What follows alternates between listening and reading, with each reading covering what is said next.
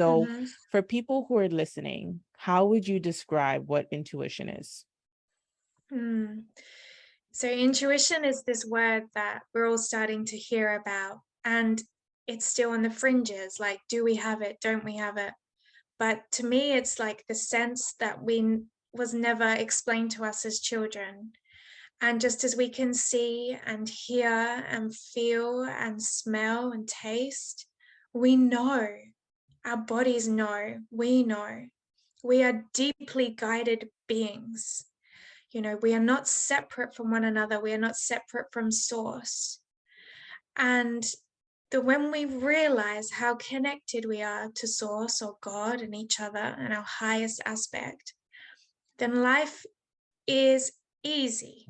I'm not saying it's without obstacles or without challenges, but we can navigate these challenges and obstacles with a great sense of knowing that these obstacles actually serve us.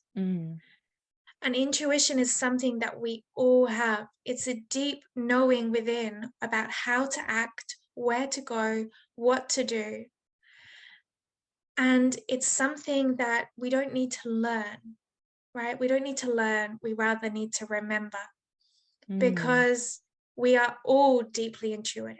We are all psychic. We're all telepathic. And we've been led to believe that we're not. And we've been fed this idea that anyone that embodies that is kind of a hippie or a bit mystical or special. And those notions limit the understanding of what it truly means to be a human being. And what it truly means to be a human being is that we do have these extra set of senses that are available to us on demand at any time with no exceptions. So do we strengthen our intuition through meditation and prayer? Yeah, I feel that this is two steps. First of all, we strengthen our intuition by removing that which questions and that which doubts. And that is a multitude of things. Firstly, it's the mind. It's that lower mind that doesn't stop, that just keeps going and keeps going. So when we're able to quiet that mind or control that mind, train it like a puppy, then there's more space to come into that heart and feel. The other thing that we need to train is the influence of the external chatter.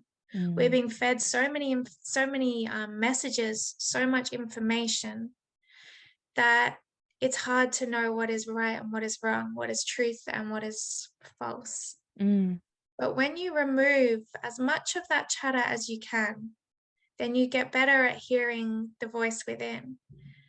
And I mean, like, there's a lot of chatter there. Like, get rid of your TV. Don't have one. Really have conscious awareness as you move through social media, or just ditch it for a while. These are all external sources of information that make it difficult to understand what is your own internal source of information. So once you train and you purify your mind space, your internal space, by purifying your thoughts and their stimulation, then the second part is, to come into connection with the heart. Connection with the heart as a portal to infinity. So that way I spoke about before, connection to the heart as that internal space. And then listening.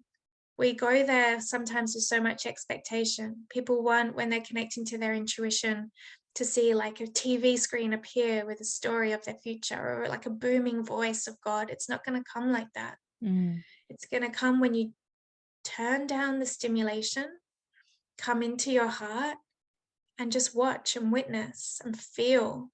And whatever is there, even if it feels like absolute crumbs of information that doesn't feel supportive or doesn't explain anything, maybe you connect to your heart and something says, it's okay, right? Rather than that not being enough, that message, can you take that message of it's okay and hold it with so much love and gratitude, like it has absolutely transformed your life, and act on that message. It's okay. So soften your body. It's okay. Let go of the worry. It's okay. And then when you listen and you trust and you act, the messages get more profound, more detailed, more obvious. So first there is quietening, Then there is going into the space of the heart. Then there is listening, trusting, and acting.